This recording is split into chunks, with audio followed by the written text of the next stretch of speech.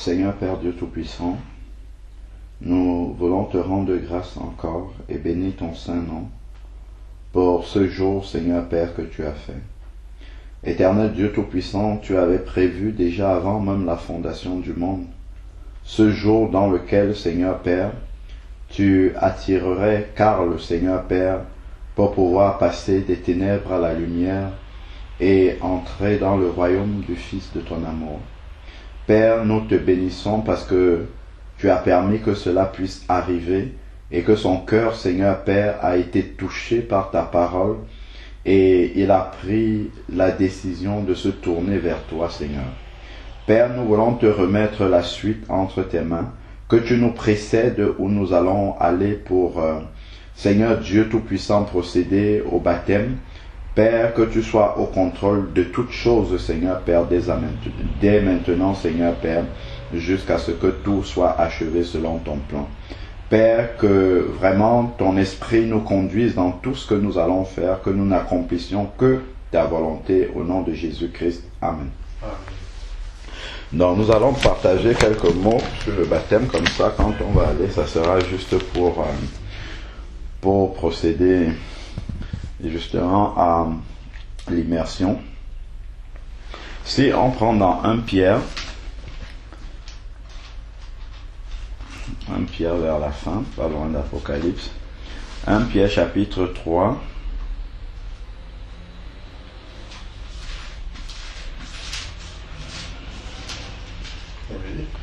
à partir du verset 18 jusqu'à la fin du chapitre 3. Donc il est dit, en effet, Christ aussi est mort une seule fois pour les péchés, lui juste pour des injustes, afin de vous amener à Dieu. Mis à mort selon la chair, il a été rendu vivant selon l'esprit.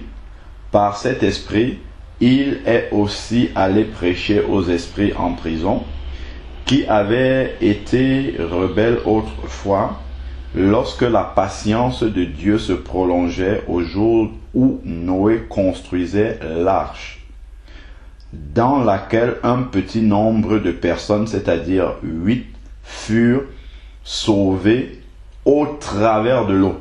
Donc ces personnes ont été sauvées au travers de l'eau.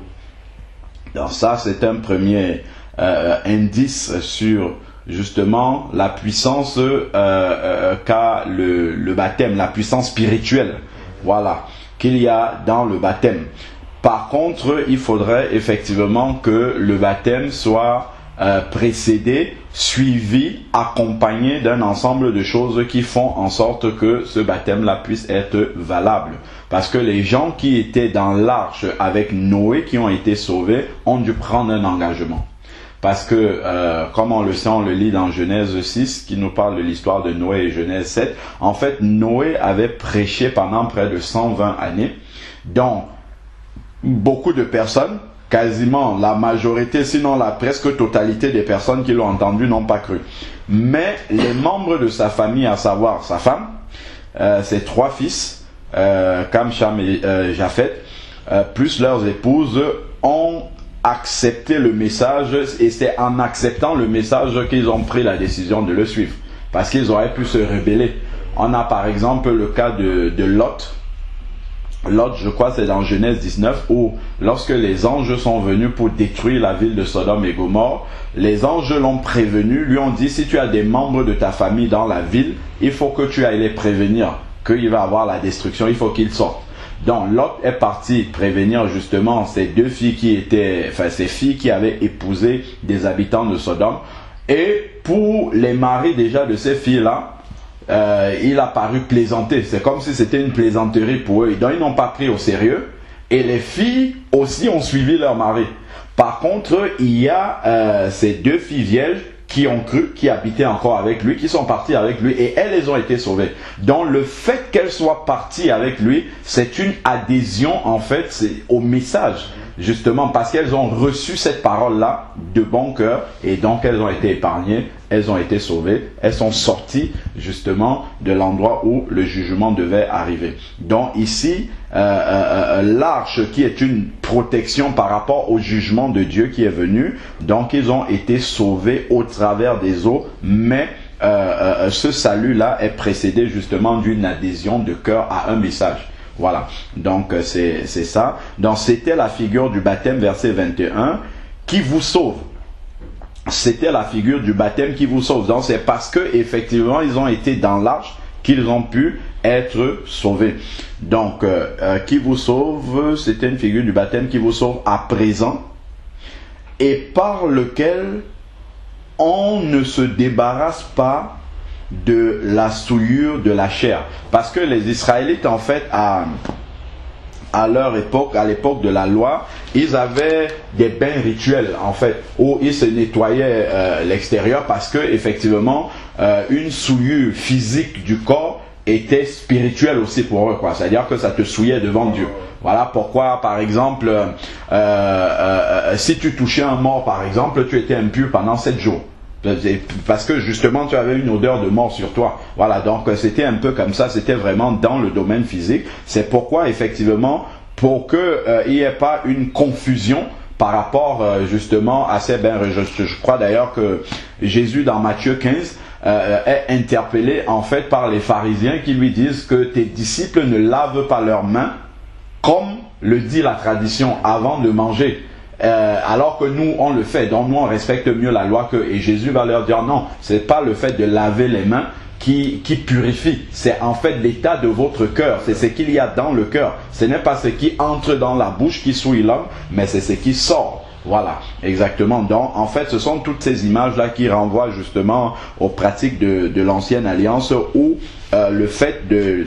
Bon, les musulmans un peu copient avec les ablutions, hein, voilà, donc ça vient de là. Donc, où quand on se nettoie le corps physiquement, ça lave des souillures. Donc, en fait, ici, là, il s'agit plutôt d'une figure spirituelle, voilà, de la sortie de la vie de péché. Voilà, donc en gros, c'est ça. Donc, qui ne lave pas des souillures de la chair, mais qui est, voilà, donc une demande adressée à Dieu d'une bonne conscience. Donc, c'est un engagement de bonne conscience. Donc, quand on passe dans les eaux du baptême, ça veut dire que on s'engage à marcher sur les principes de Dieu.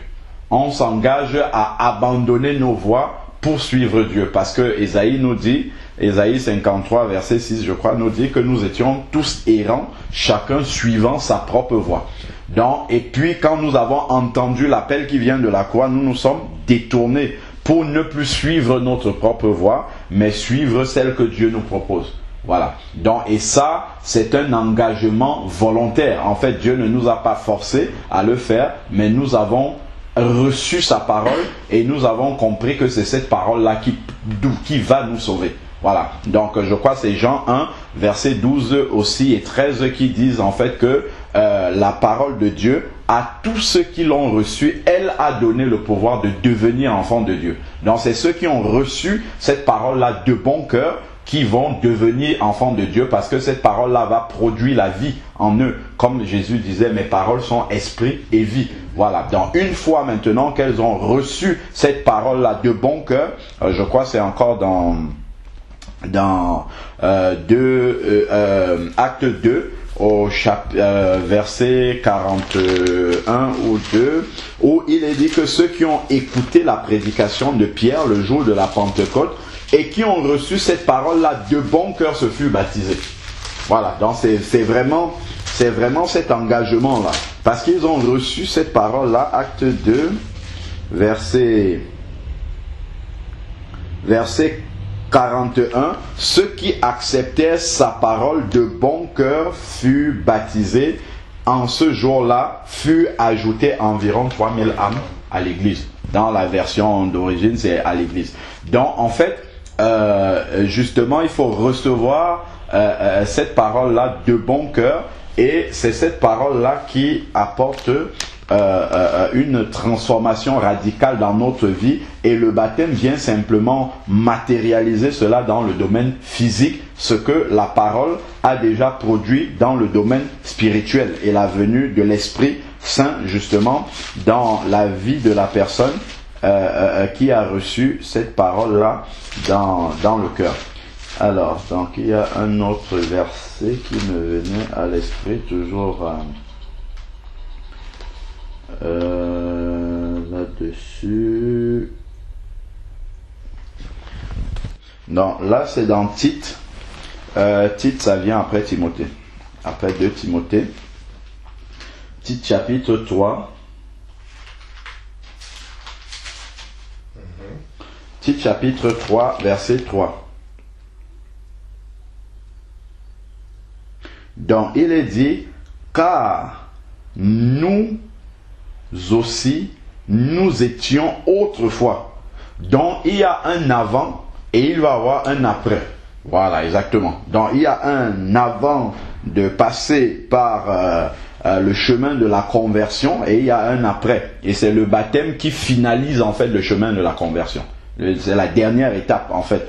Donc ensuite il dit ici, nous étions autrefois insensés, désobéissants. C'est-à-dire que nous marchions selon nos propres voies et non selon les voies de Dieu. Égarés, asservis à toute espèce de désir. C'était des désirs qui étaient conduits et inspirés par notre chair. Alors que désormais, avec l'Esprit de Dieu, en fait, que tu vas avoir, tes désirs seront inspirés par l'Esprit. Et c'est comme ça que tu vas faire la volonté de Dieu. Parce que l'Esprit ne peut qu'inspirer ce que Dieu veut. Parce que ce que Dieu veut, c'est dans sa parole et c'est l'Esprit de Dieu qui a inspiré cette parole-là.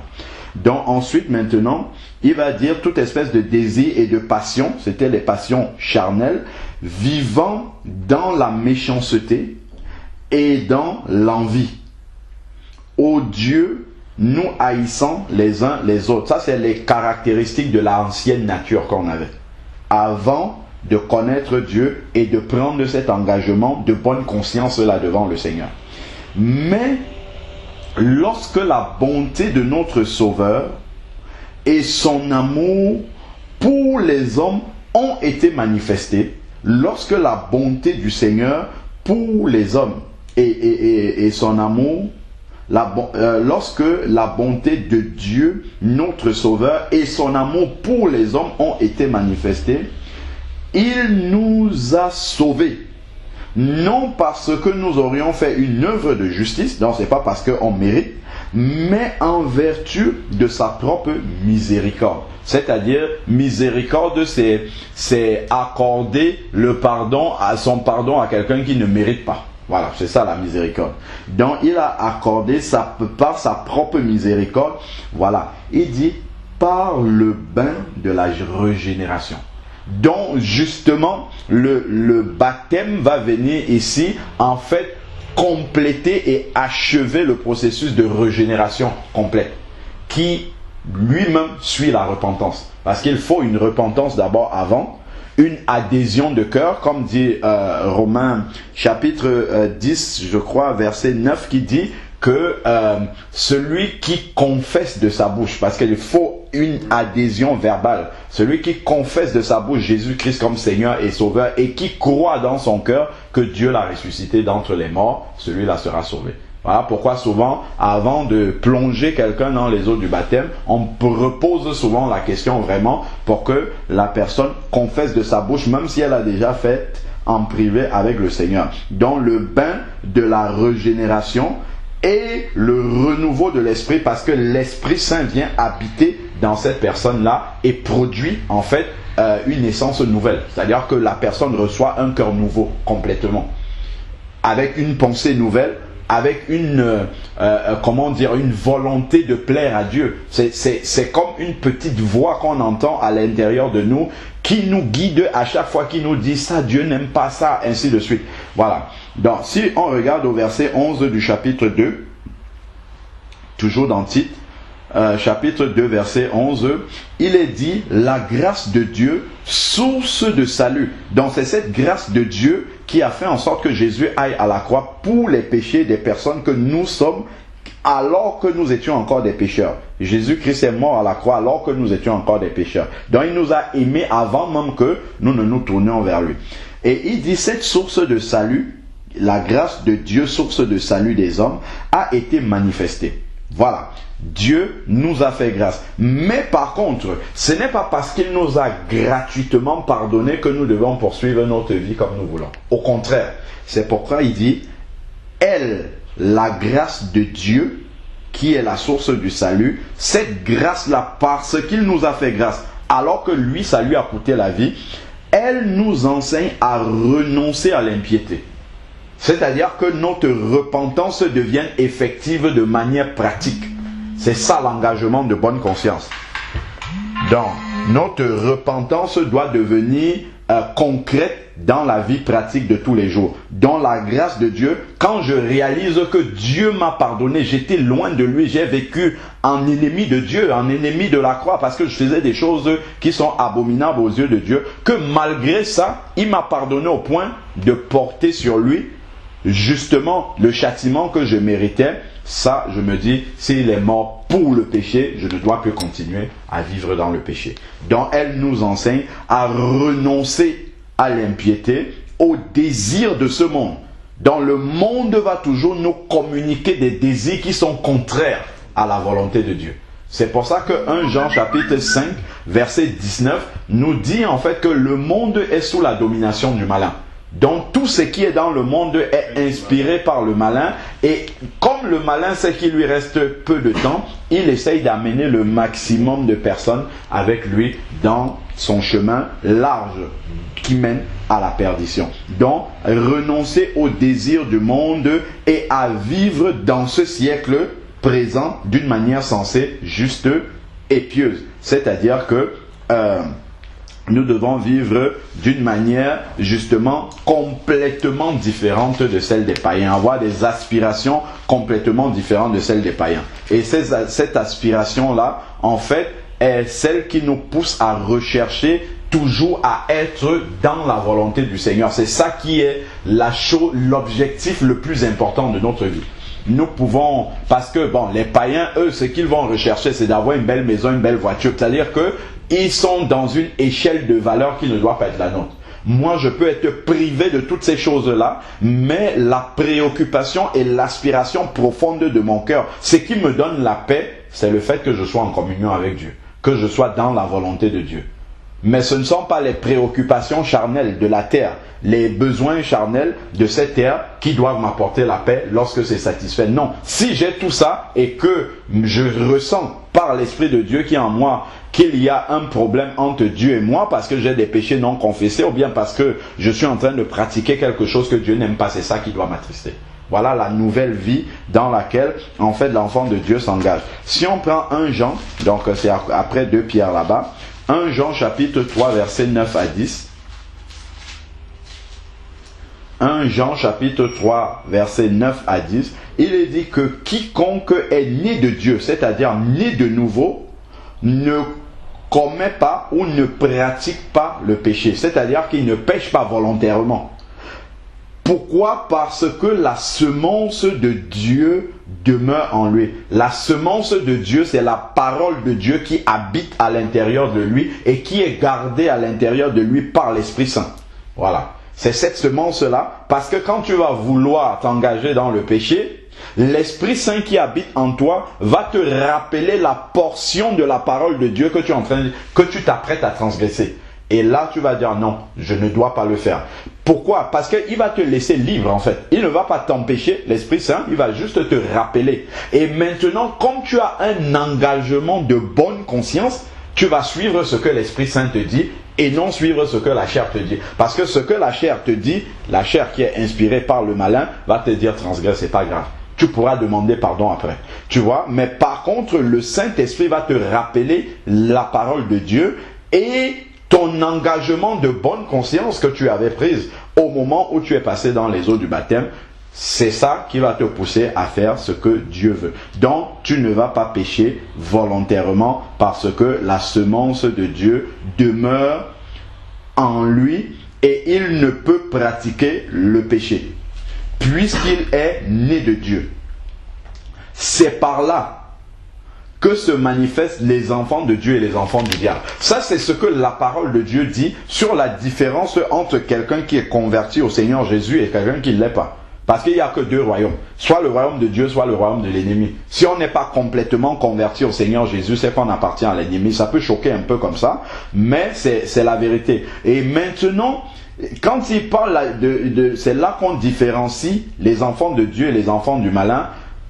Selon l'opinion générale, globale, publique, les gens pensent que les enfants de Dieu, c'est ceux qui savent lire la Bible, c'est ceux qui la lisent, c'est ceux qui parlent de Jésus, c'est ceux qui vont au culte le dimanche, c'est ceux qui chantent des cantiques chrétiens. Ça, ou bien c'est ceux qui sont baptisés. Beaucoup de personnes pensent que c'est ça, être enfant de Dieu. Non, voilà, exactement. Il nous dit bien que c'est là qu'on différencie les enfants de Dieu et les enfants du diable. C'est l'attitude devant le péché. C'est la volonté à ne pas pratiquer le péché, à ne pas faire volontairement le péché. Bon, il peut arriver qu'un enfant de Dieu tombe dans un péché. Ça peut arriver parce que nous sommes encore dans la chair. Et d'ailleurs, 1 Jean 2 dit que si quelqu'un dit qu'il ne pêche pas, il est menteur. Donc, c'est pas...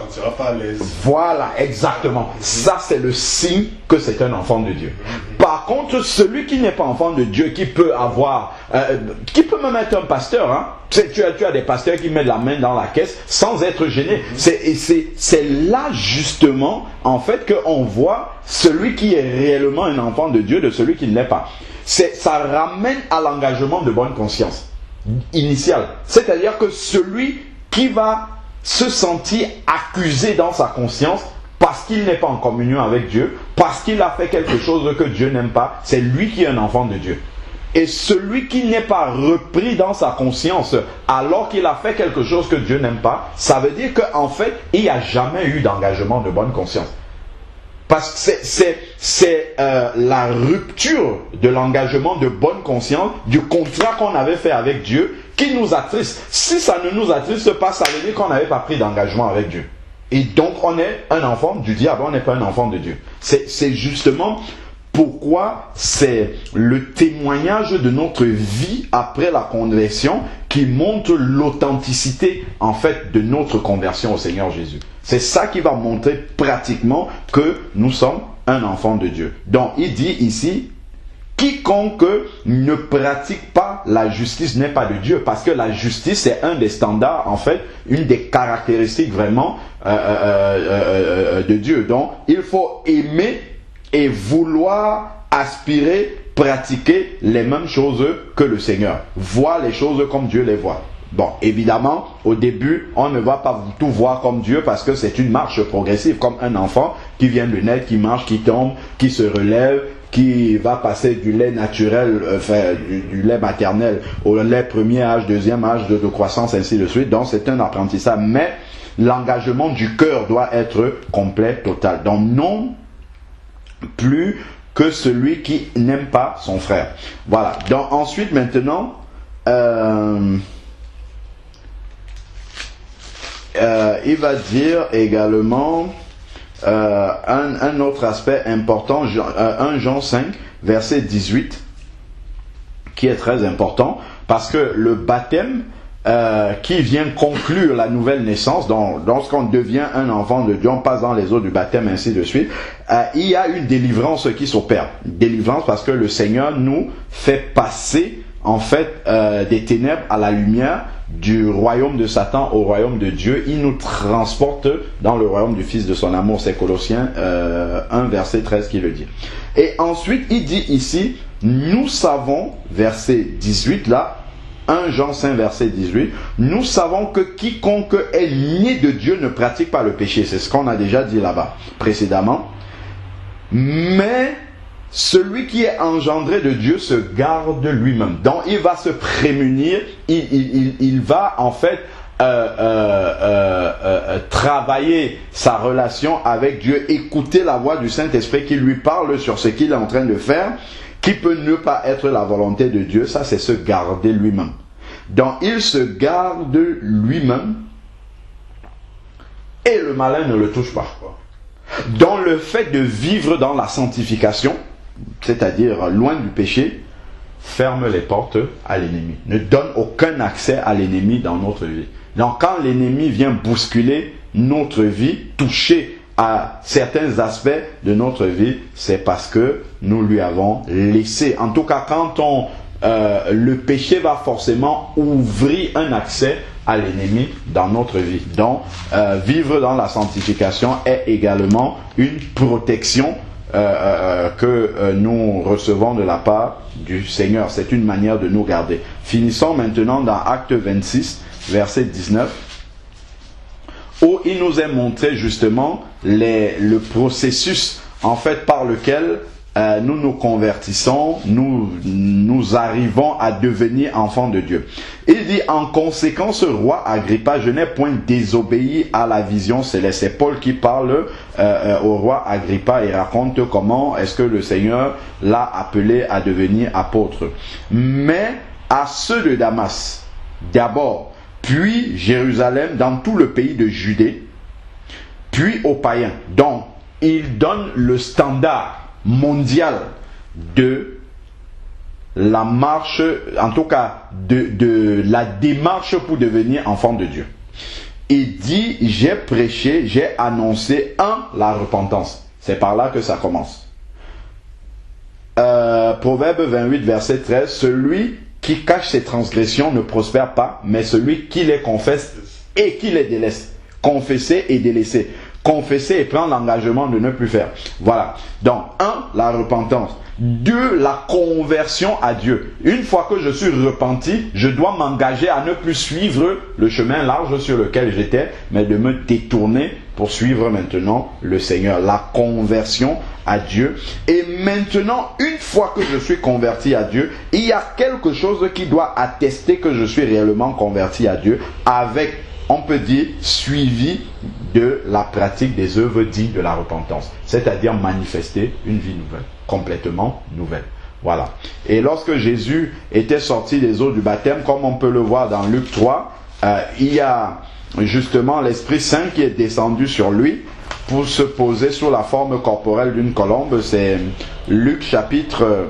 Voici mon fils aimé en qui j'ai mis... Voilà, toute mon affection. Donc ça, le Père a attesté, celui-ci est mon fils en qui j'ai mis toute mon affection. C'est Luc chapitre 3, verset 21 au verset 22.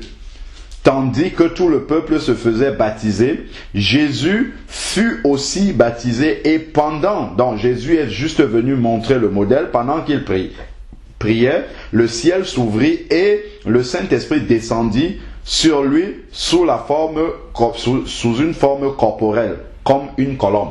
Donc en fait, l'Esprit Saint vient attester, vient valider justement que celui-ci est réellement mon fils. Celui-ci est l'enfant de Dieu. Celui-ci est vraiment fait partie de la famille de Dieu. Voilà, parce que être enfant de quelqu'un, c'est faire partie de sa famille. Donc, on peut voir par exemple dans Acte 10 qu'il y a des disciples sur lesquels le Saint-Esprit est d'abord descendu et immédiatement Pierre qui était là, Acte 10 verset 44 à la fin jusqu'à 47, Pierre qui était là dit, comme ils ont reçu le Saint-Esprit, tout de suite il faut qu'ils passent dans les eaux du baptême afin que le processus soit complet. Voilà. Donc c'est un peu ça. Donc le baptême vient toujours valider, conclure complètement la démarche de la nouvelle naissance, de la conversion et puis de l'entrée en fait dans la famille des enfants de Dieu qui est l'Église. Voilà globalement et rapidement ce que il faudrait savoir. Dieu, sans tenir compte des temps d'ignorance, comme nous dit Acte 17, versets 30 à 31, appelle tous les hommes en tout lieu qu'ils aient à se repentir parce qu'il a prévu un jour pour le jugement. Donc avant la conversion, Dieu considère les personnes comme ignorantes, donc si elles se repentent, il les accepte. Mais une fois qu'on est devenu enfant de Dieu, l'Esprit Saint en nous révèle les paroles de Jésus, comme il a dit, je vous enverrai le consolateur, il vous rappellera mes paroles, voilà, ainsi de suite, et vous annoncera les choses à venir. Donc nous ne sommes plus ignorants.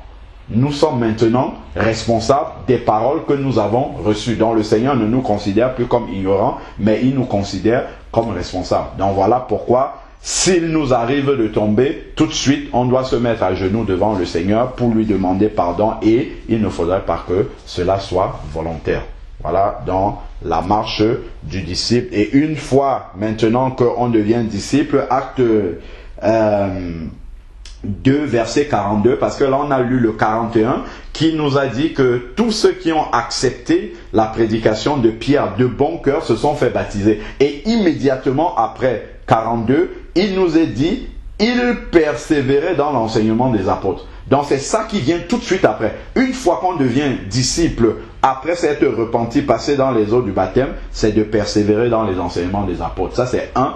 2. La communion fraternelle, c'est-à-dire qu'ils se réunissaient ensemble entre personnes qui ont expérimenté la même chose, donc qui sont nés de nouveau également, qui sont passés dans les eaux du baptême. Donc cette communion fraternelle, il y a un travail que le Seigneur fait au travers de la communion fraternelle, parce que quand je suis tout seul, je n'ai pas une échelle de mesure de ma croissance spirituelle. Surtout, justement, comment dire, dans le travail intérieur de la mort de ma chair. Donc, je peux croire, par exemple, que j'ai atteint déjà, parce que je lis la parole de Dieu et que je suis d'accord avec cette parole, je peux croire que je l'ai acquise. Mais c'est lorsque je serai au contact des frères, au contact des sœurs, au contact de d'autres chrétiens, qui n'auront pas forcément le même tempérament que moi, comme on dit le fer aiguise le fer, et que ma chair sera poussée à réagir. Et là, je vais voir où est-ce que j'en suis. Est-ce que je suis déjà arrivé à la soumettre complètement, ou bien est-ce qu'il y a encore du travail à faire? C'est vraiment dans la communion fraternelle que beaucoup de choses se passent. Donc il y a ce travail-là. Bon, il y a aussi d'autres aspects qui sont certainement plus agréables. Le fait, par exemple, que Dieu dépose des dons en chaque personne pour l'utilité commune du corps. Donc quand tu viens en tant qu'enfant de Dieu, tu deviens, selon la parole de Dieu, une pierre vivante. Donc Dieu va déposer des dons en toi. Et ces dons-là, des dons, des talents, sont pour l'utilité de l'Église. Donc il ne faudrait pas que tu les gardes avec toi. Il faudrait que ce que le Seigneur a déposé en toi, que tu puisses l'apporter aussi à d'autres personnes. Déjà à ceux qui ne connaissent pas Jésus, puis ensuite au corps de Christ aussi, qui a besoin des talents, parce qu'il n'y a aucun enfant de Dieu qui soit identique à un autre. Non, le Seigneur a pris chacun, si on regarde dans 1 Corinthiens 12 où il parle du corps de Christ, chacun a un talent différent et c'est tous ces talents mis ensemble qui font en sorte que vraiment l'Église puisse être équilibrée. Chacun reçoit exactement ce dont il a besoin qui vient de quelqu'un d'autre. Donc si on reste tout seul, on n'est pas dans la volonté de Dieu.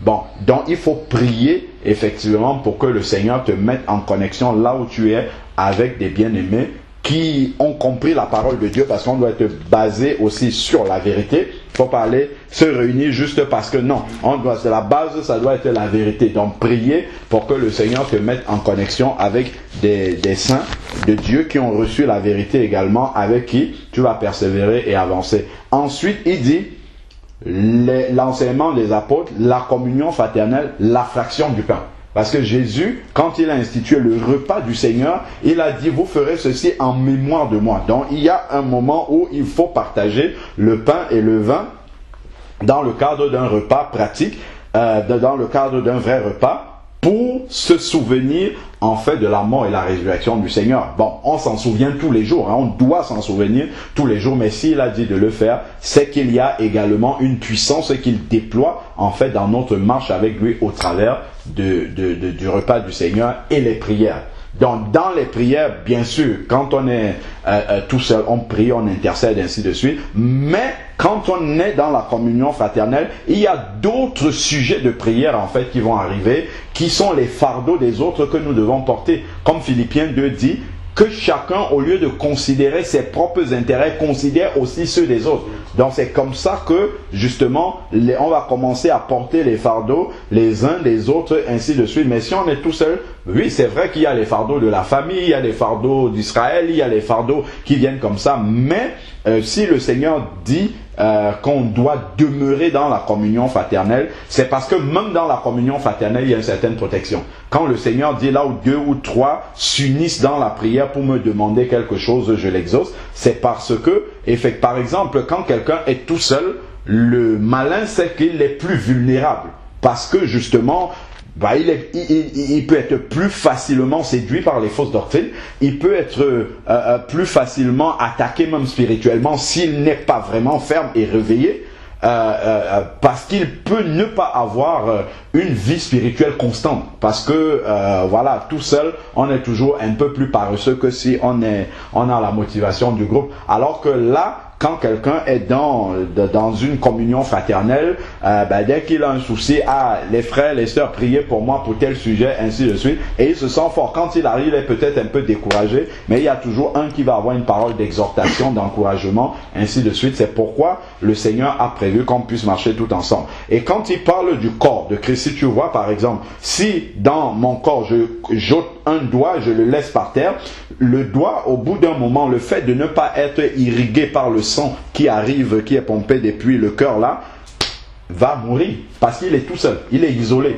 Alors que s'il est rattaché aux autres membres, même s'il est malade, les autres vont le suppléer en fait. Donc si j'ai un doigt qui ne fonctionne pas correctement, les autres vont essayer de remplacer, rattraper la fonction justement que remplissait le doigt. Même s'il est coupé de ma main et qu'il est isolé, c'est sûr que ça va être la mort. Donc voilà pourquoi le Seigneur nous demande vraiment de demeurer dans la communion fraternelle. Ça c'est vraiment le schéma qu'il a prévu. Après, il pourrait arriver ponctuellement qu'on puisse être tout seul parce qu'on n'a pas encore trouvé, parce que voilà, mais en fait c'est pas la vie normale d'un enfant de Dieu. La vie normale d'un enfant de Dieu, c'est dans la communion fraternelle. Donc il faut prier justement pour que le Seigneur puisse te conduire vers cette communion fraternelle là.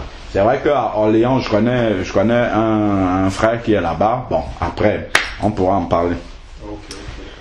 Ok, je sais pas si tu as quelque chose à dire.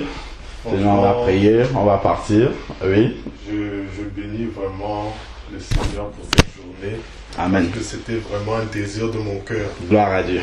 Gloire à Dieu. Parce que comme tu le dis, je suis un peu isolé, c'est vrai. Mais en lisant la parole, j'ai su que le baptême, c'était le chemin à suivre. Amen. Amen. Amen. Sauf que comme j'appartiens un peu à une dénomination d'église, bon, en même temps, le Seigneur m'a parlé de me calmer, que ça se fera cette année. Amen. Amen. Bon, c'est vrai, je suis resté calme, mais je me suis dit, Seigneur, c'est vrai, tu m'as dit de me calmer, ça va se faire, mais je vois que je suis seul, je ne suis pas dans une église. Comment je vais le faire? Oui, tout à fait. Donc, comme je te disais la dernière fois, j'ai mis ça en prière toute une nuit. Et le lendemain, il m'a conduit donc vers l'enseignement que tu mets sur YouTube, D'accord Jésus. D'accord. Et donc j'ai vu comment tu procédais au Cameroun. Donc j'ai vu que mais Seigneur, ça existe. La parole telle qu'elle est écrite dans la Bible existe. Gloire à Dieu. Donc c'est pareil que je t'ai appelé et vraiment je bénis vraiment l'Éternel pour cette grâce. Amen. Amen. Parce que c'était vraiment un désir de mon cœur et je vois mon entourage autour. Alors, c'est la pression. Bon, eux ils sont dans des églises. Bien sûr. Mais moi, je sais sur qui je compte. Amen. Et je savais que le Seigneur allait me conduire. Amen. Amen. Donc j'étais très calme. Et gloire à Dieu. Gloire à Dieu. Gloire à Dieu. Alors ça, déjà, dès le départ, le Seigneur te montre déjà sa fidélité. Que vraiment, quand on désire être dans la vérité, il pourvoit pour que les choses puissent se passer. Et l'esprit de discernement est important. Tout à fait. Sinon, c'est grave. Tout à fait, exactement. Tout à fait. Et j'aurais pu m'égarer depuis Bien sûr. Ouais, avec la pression, justement, de ceux qui font autrement. Oui, tu aurais pu te laisser... voilà. C'est comme là, je dis que je vais me faire baptiser, tu as des réactions, mais est-ce que tu es préparé? Ouais, je comprends. En tout cas, gloire à Dieu. Amen.